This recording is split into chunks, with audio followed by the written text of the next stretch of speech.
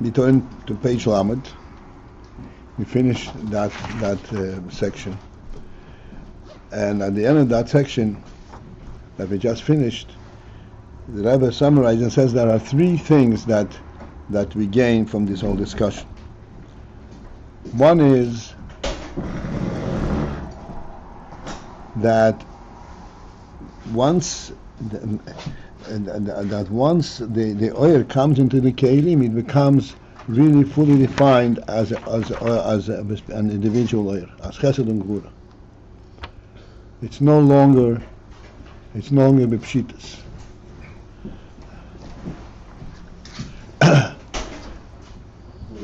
And the second inyan is that this interchangeability is only true in the oil, not in the keli. The keli remains the way the shammai is whatever he is.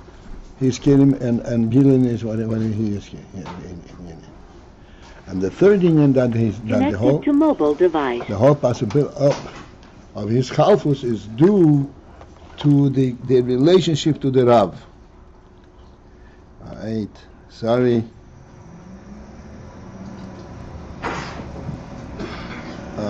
Okay, let's get on with it. Welcome to IDT. Welcome. At the tone, please record your name followed by the pound key. Abba Paltiel. Thank you. You are participant number 3. Okay. So as we're saying, I'm sorry I started before, we are on page Lamed, and we finished that whole section that we spent so much time on it. And the very last section, the very part of that section is that the Rebbe summarized that there are three things that represent this whole discussion that we had prior. Number one, that when the oil is mislabesh in the kelim, it becomes fully identified with the keli. It becomes chesed, and it's no longer a oil, a pure oil, so to speak, without a pshitus oil. It has fully defined. It becomes chesed and gvura, as in our instance. And the second thing is that the fact of his chalfus, that the oil can be mischalef, go from chesed and gvura, is only true in the oil. The keli does not have that phenomenon of changing from chesed to gvura, which means shammai always remains gvura and hillel always remains chesed. Although they each can accept oil that is the opposite of their initial stance. The oil can interchangeably fit into different kelim, but the kelim do not change according to the oil. And the third inyan is that his chalfus of the interchangeability of oil is due to the effect of the source of the Rav upon the oil. Because the Rav, he is totally above, he has the inyan of pshitus, and this inyan of pshitus is imbued into the oil, even though the oil goes to the Talmud, to the Makabel. In the Makabel also there is an inyan of pshitus as affected by the Rav, and this is why there is a possibility of his chalfus. This we discussed weeks, I think sufficiently.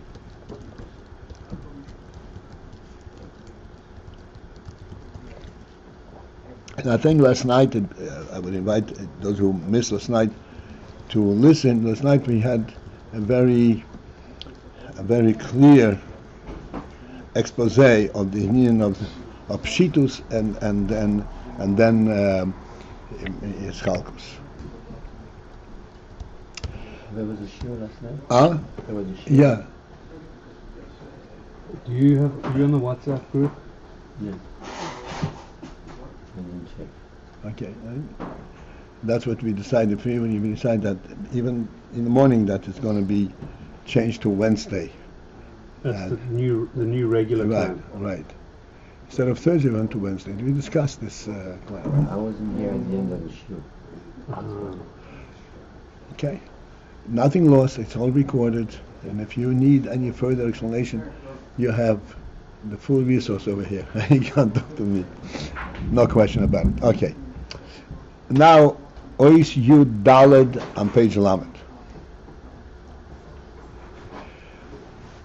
For you, von Zeh, this principle that we just now finished discussing, the union of the Pshitus, as it is by the Rav, as it has. Actually, it is not as it is of the Rav, as we said, and it as it is in the source of where the Rav takes it. Shoresh Mokir Ho'ir. We discussed that also quite extensively. But as far as the Talmud is concerned, the Rav represents this in. So this in we will understand Yuvan Zel Lamailo. This will be understood. This Indian can be found the way it is Lamailo. Sorry, what Indian's going to be seen? In the Pshitus, and how it comes down into definition.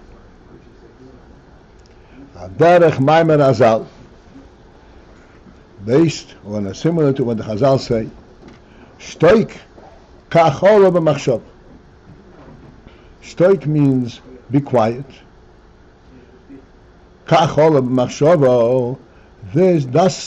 This is what all of machshava. This is what the machshava, the initial machshava, contained. Shtoik Kachol b'machshov. This is why the Rebbe had thought of it, and therefore this is the way it has to be. It means Shtoik Kachol b'machshov. There are many things that. He speaks in the Machshava, particular Machshava. Machshava by Hashem. Machshava of Hashem. This refers to.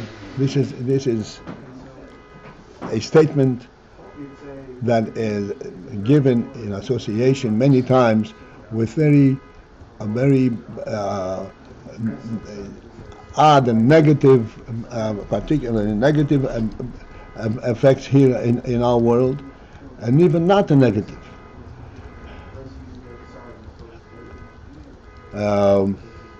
Why the choice of one person over another? For example, David HaMelech was chosen to be king. Shaul HaMelech, as it says, was greater than David in terms of scholarship and other qualities. And yet David is the one who was chosen to be king. Ultimately, in the long term. This is how it fits in Machshava in Hashem's thought. Similarly, Shtoik Kachol Machshava particularly is quoted with regards to Asor HaHarugim Malchus. The great tzaddikim that were killed, the 10 tzaddikim that we relate the story in on Yom Kippur, the Aveda. So there are all kinds of different questions. How can this be? How can this be? There is even in what we are saying in Yom Kippur, the Malachim were saying, Zu Torah, Zu Schor. The Ben Shalom is this Torah, and this is the reward for Torah. These are all tzaddikim, the pillars of Torah, and they were killed with such merciless,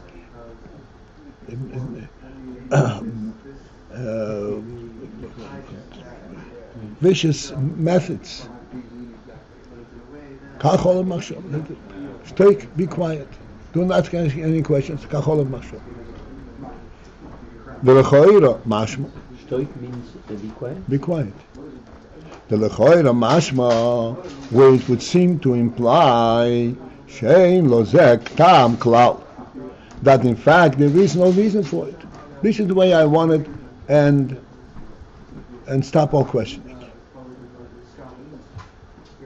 Avo be'emes, But in truth, Cholila leimar kein, it would be blasphemy to say such a thing. Shein zeh b'derech ikshus chas v'sholem. It is not in a stubborn manner. This is the way I want it. Don't ask any questions. And there is not really an explanation, reason for it. That is certainly not a proper approach to understand this thing. Elo, but rather, inyan tam hakomus, that definitely there is a tam, there is an explanation, there is a reason for this type of occurrence. This is the tam hakomus, this is the concealed a reason shelamaylo mehaseichel v'hachochma, that is above seichel and above chochma, and thus ve'alpi haseichel, on the basis of the principles of seichel, ein lo zeh tam klal. There is in fact no reason at all, no way to explain it. Ad shaloimo yolei mokem b'sichel al zeh, to the extent that he, this great scholar, or the Malachim, could not find a place in his seichel for this to put it in, to kind of fathom this whole idea. V'shal, and thus he has the question: V'chizu Torah v'zu schol.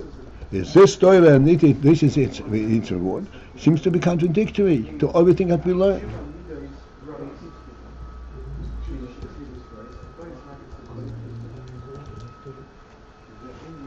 He could not fathom this. He could not place it in any place within the realm of seichel, within the realm of reason.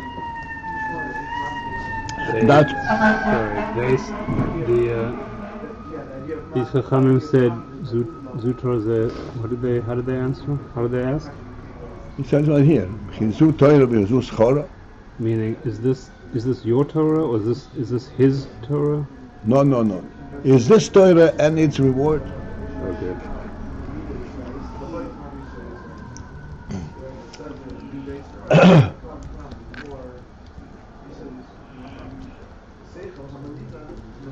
So he could not fathom this whole thing, and that's why he came out with this powerful question. It seems to be completely counterintuitive to the inyan of Torah and Schor.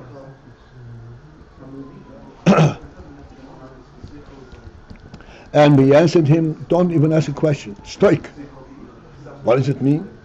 Stoik, just don't ask any questions. In other words, yes, indeed, there is no explanation for it. Accept it without, from that perspective. Says, no, that's not possible. For sure, there is a reason, but the explanation is above seichel. The seichel is not capable, excuse me, to conceptualize and to grasp this in this explanation.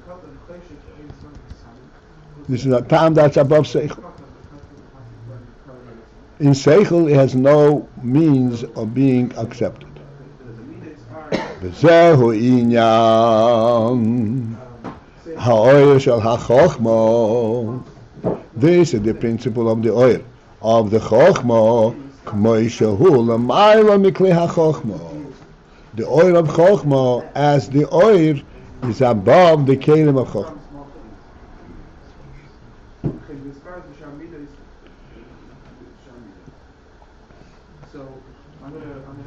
This is all the discussion we had about oyer.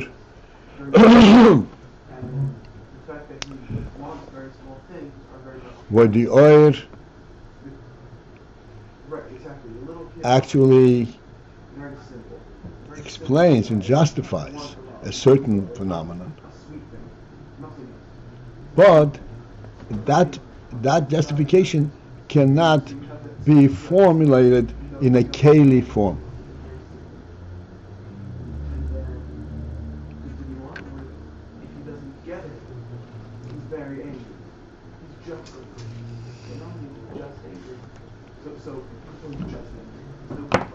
Dim hayoisi. We already discussing, but we'll finish the way it's presented here, and we'll again discuss it further. Dim hayoisi chochma v'tal. That although it is chochma and tam, which means there is reasoning, there is the taste to it, and there is chochma to it. This is called the oil of chochma. We spoke a lot about the principle of oil, and the oil of chochma. So although the oil of chochma is chochma v'tam, we call mokoim still legabe ha-chochma v'ha-seichel. Shehu kliya chochma, from the perspective of the chochma and seichel, which is the keli of chochma, niro, it appears kilu hu rotzin b'li tam, as if this were rotzin without an explanation, without a tam.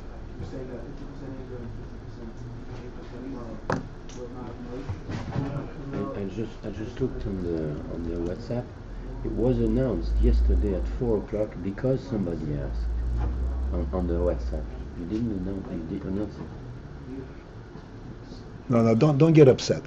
Take it easy. Watching the show is much more lively than you looking at it. It's not the same thing. Okay. I said, if you need any further explanation, you can always get. Getting upset is not. Okay. Is not appropriate. Okay. All right. Sorry.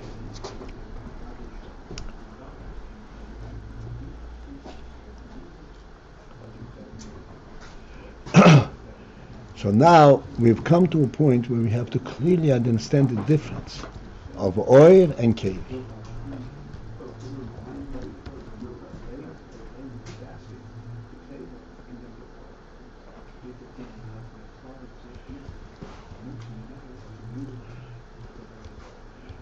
We're saying this is oil of chochma, and from the oil perspective, it is fully, completely understandable, so to speak, justifiable. But it cannot be placed into a keli, even not in a keli of chochma, so that it cannot be expressed on the keli level.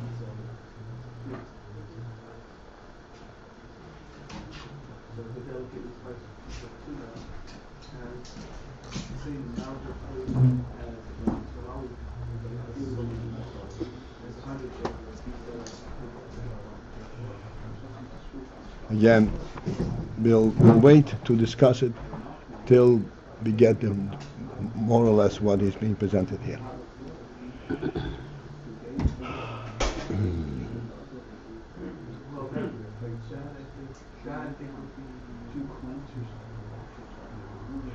Again, the Mayei say chochma v'tam, that although this is chochma and tam, the word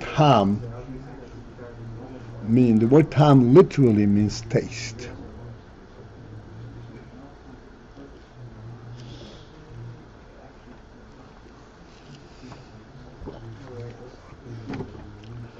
The word tam, which means literally taste,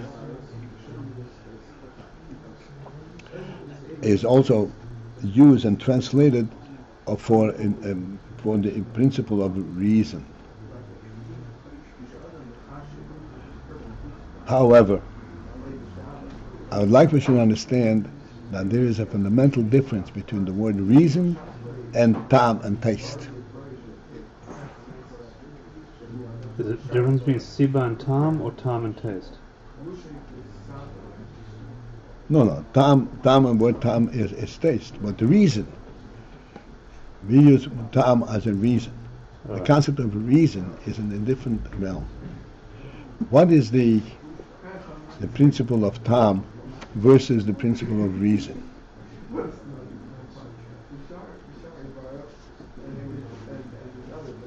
Just to be clear, so we use tam to mean reason, but we're actually saying it has a deeper meaning that we're looking at now. That's right. Okay. That's right.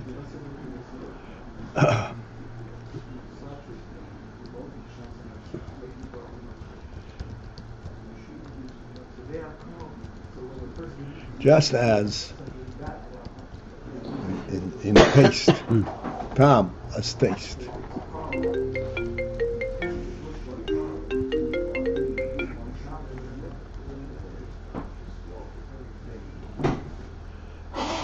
We know what taste is, and we want to eat something that has that a certain taste that we like, but we cannot explain what is taste.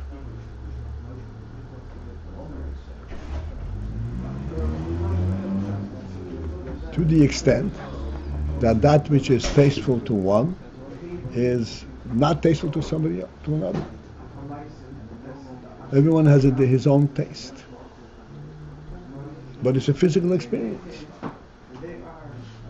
Everyone has a different, his own taste, his own preference.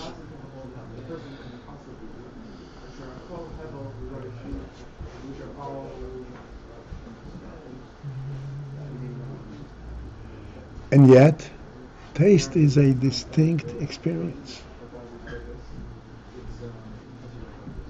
It's not an abstract thing, it's a distinct experience.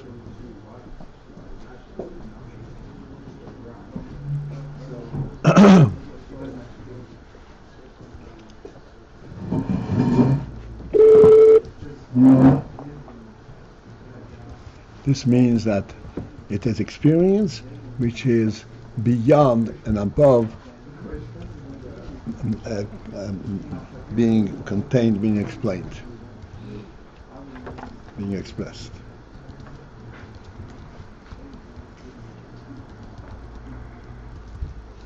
This last statement, it's unique to each person, yet it's a distinct experience, and yet he can't explain it.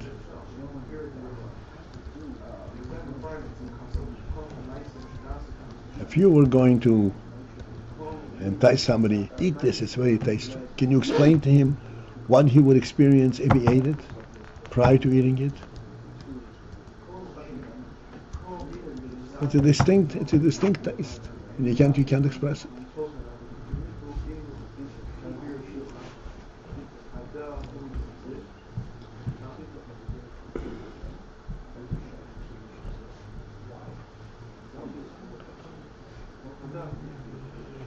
So this is the inyan we're saying, that it is chokhmah v'tam, but legabe ha-chokhmah v'ha-seichel shu kli ha-chokhmah, from the perspective and compared to the klelim of chokhmah, neither it appears kilo rotzen b'li tam, as if it were a rotzen, a will without an explanation, without a tam. Being kain, and thus mufshot migeder klei ha-chokhmah shu seichel. It is mufshot.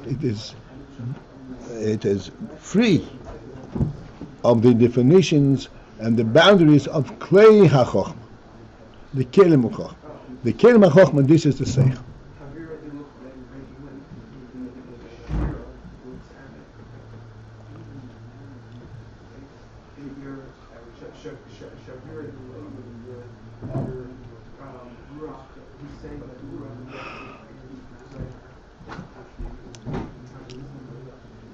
I want to briefly discuss, because we discussed the inyan from oil last night, I want to briefly discuss the inyan, how it is contrasted to kelim.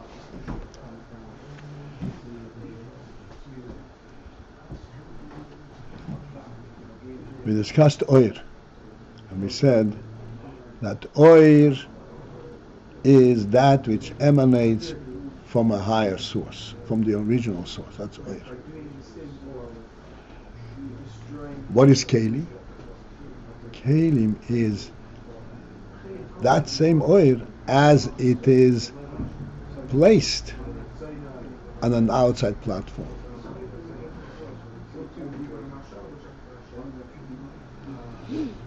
That's a kelim for this oil. Like we said last night, a car is a concept, a human concept. What is the keli for this concept? A physical entity that can perform movement on a physical level totally. Where that movement from the physical perspective, it's not meaningless. Like we said, the car doesn't know that it's moving you. It's in a different, completely different realm. This is the keli for that oil.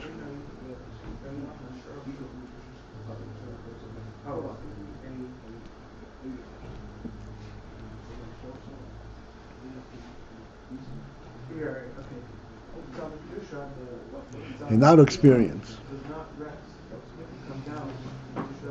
because of the situation, the way the world has developed, we have many things that we are using on a daily basis,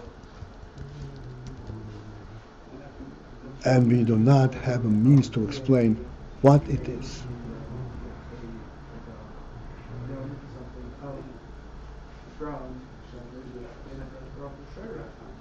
And yet, it is a presence in the world. For example, of course, a classic example is electricity.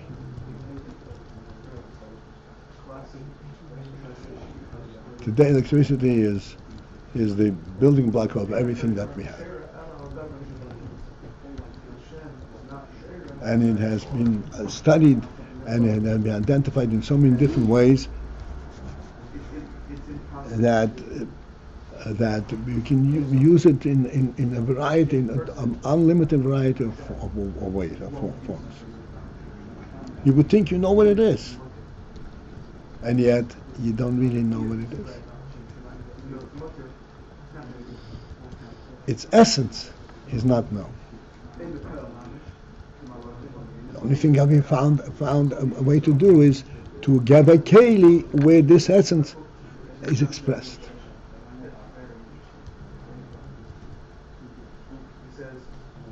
But what this essence is, we have no idea.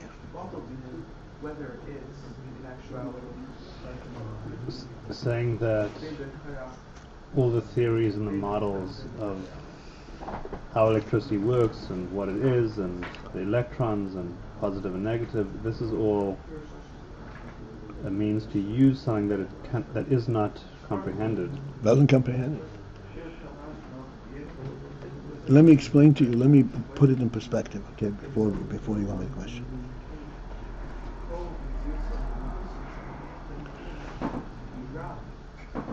Regardless of the electrons and neutrons and all that, electricity is part of our world. Your understanding of the world, does it fit that it should have electricity?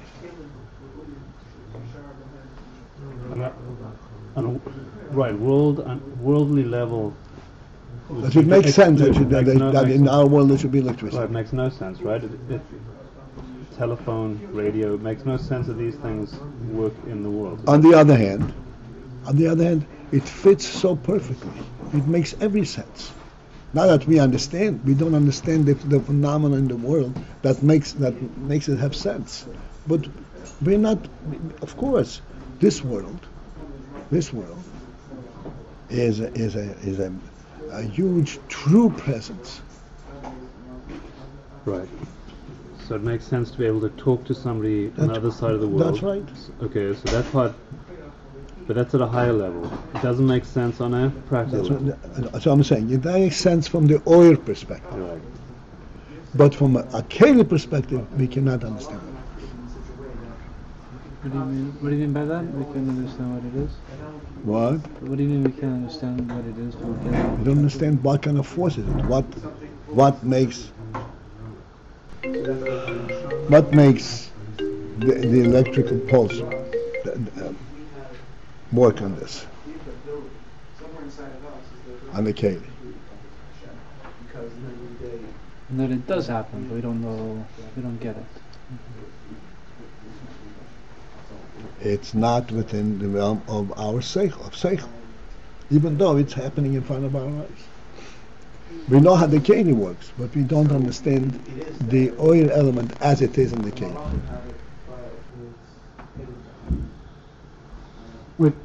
Which is in a. Why so should there strange, be right? such a thing as electricity in the world? Right, but we just came away from something more personal, Tom. This is what Tom is. This is what we're looking for. In other words, on the one hand, we accept the world with all its variety, and yes, because the world is all capable and everything, therefore we can relate to electricity, but we do not understand what that is within the world context. We don't understand what that is within the worldly context. Just like we don't understand, we're not able to define and explain taste. That's right. So too, by other phenomena like electricity or radio waves or whatever you want to do. That's right. Right, from that perspective, everything has an element of wonder or is inexplicable. Matter itself or energy. What's our point? That some things are more easily defined and explained. I mean, in a sense, everything is inexplicable.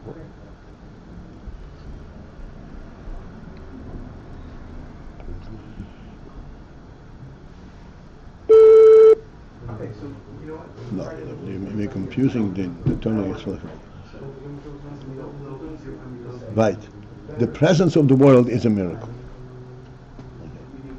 But that miracle has been reduced to a worldly presence. The so-called natural. And we can grasp it. Okay. How?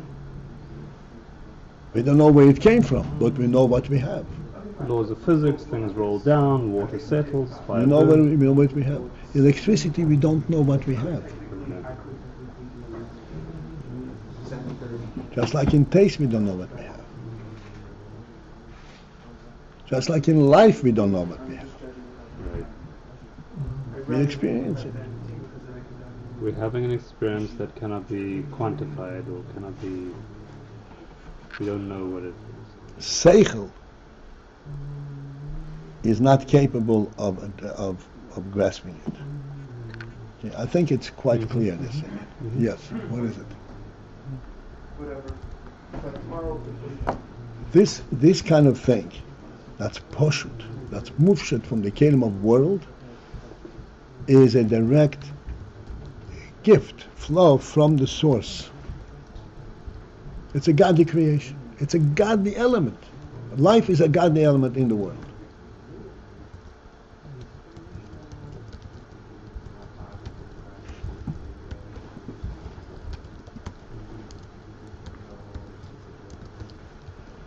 Okay, to be continued in the Mitzvah.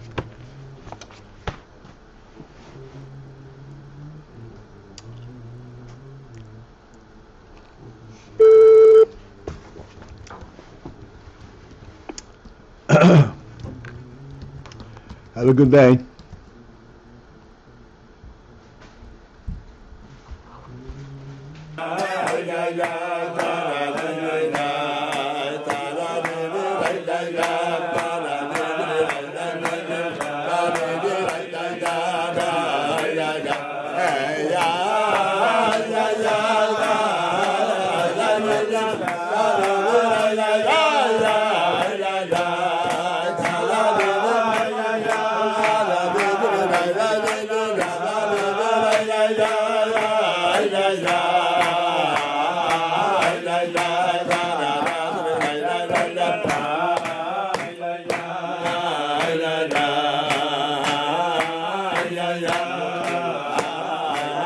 Yeah.